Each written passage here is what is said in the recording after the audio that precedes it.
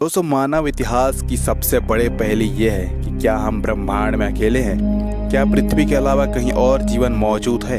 इन सवालों का जवाब पिछले कई दशकों से ढूंढा जा रहा है। तो आइए जानते हैं ऐसे ही कुछ रहस्यों के बारे में जो संकेत करते हैं कि इस धरती पर एकमात्र हम ही नहीं हैं। नंबर 1। दोस्तों, ये बात है साल 2003 की, जब चिली के आटाकामा डेजर्ट में सिर्फ 6 इंच लंबा एक हाथ के साइज जितना ढांचा मिला था। ये ढांचा आटाकामा डेजर्ट की एक वीरान बस्ती में सफ़ेद कपड़े में लिपटा हुआ मिला था, क्योंकि ये सिर्फ 6 इंच का था और इसकी शक्ल इंसानों से काफ़ी हटकर थी, जिसकी वजह से ये समझा जाने लगा कि ये ढांचा किसी ऐसे एलियन का है जो अर्थ पर आकर वापस नहीं लौट पाया। जब वैज्ञानिकों द्वारा इस ढांचे पर रिसर्च किया गया, तब ये पता चला कि ये ढांचा किसी 5 से 6 साल के इंसान का है। लेकिन इसकी छोटी सी साइज देखकर इस बात पर यकीन करना मुश्किल था कि आखिर कोई इंसान इतना छोटा कैसे हो सकता है। कई सालों तक तो इसे एलियन ही समझा जाने लगा, लेकिन जब 2013 में डॉक्टर की एक टीम ने इसके डीएनए और हड्डियों की जांच की तो पता चला कि ये ढांचा किसी ऐसे इंसान का है जो शायद पैदा होने से पहले ही मर गया था। लेकिन इसकी उम्र 6 साल की इंसान जितनी कैसे हो गई, ये आज भी एक रहस्य है। नंबर 2। दोस्तों, हम जब भी एलियन या फिर यूएफओ की बात करते हैं तो आपके दिमाग में हॉलीवुड साइंस फिक्शन मूवी तो जरूर याद आती होगी। अधिकतर देखा जाता है कि कोई भी एलियन अमेरिका पर ही हमला करता है। पता नहीं एलियन को भारत में क्यों इंटरेस्ट ही नहीं रहता। लेकिन अगर हम भारत की बात करें तो भारत में भी कई बार यूएफओ को देखा गया है।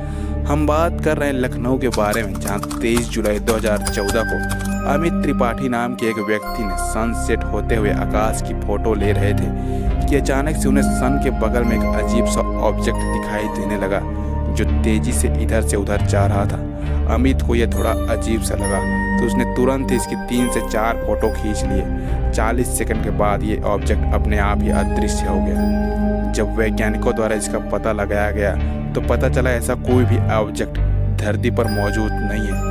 नंबर 3 पे आता है गीजा का पिरामिड। दोस्तों, गीजा के ग्रेट पिरामिड की ऊंचाई करीब 450 फीट है। वहीं इस पिरामिड का जो नीचे का भाग है वो 13 एकड़ में फैला हुआ है, जो लगभग 16 फुटबॉल के मैदान जितना बड़ा है।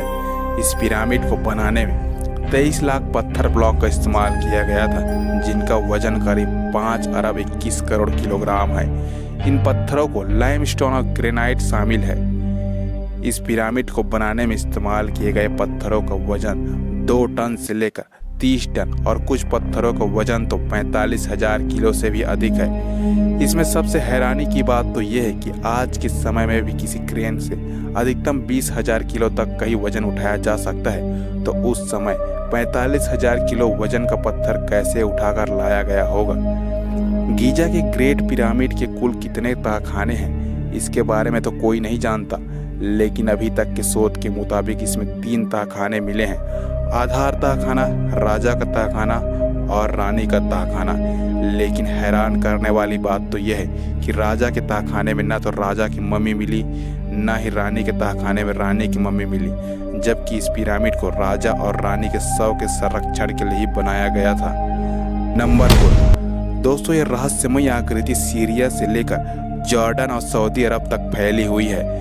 वैज्ञानिकों के मुताबिक इन आकृतियों को 8,500 साल पहले बनाया गया होगा। हालांकि यह सिर्फ एक अनुमान है।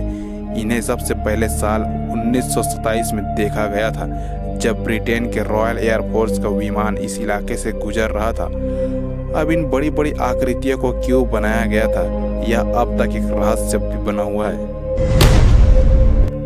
दोस्तों, इजराइल के सी ऑफ गैलेक्सी के अंदर हजारों छोटे छोटे पत्थरों से बनी एक विशाल आकृति है। चट्टान नुमा यह आकृति 32 फीट ऊंची और 230 फीट व्यास की है, जिसका वजन लगभग 60,000 टन बताया जाता है। हैरानी की बात तो यह है कि इनका निर्माण प्राकृतिक रूप से नहीं हुआ था, बल्कि इन्हें बनाया गया है।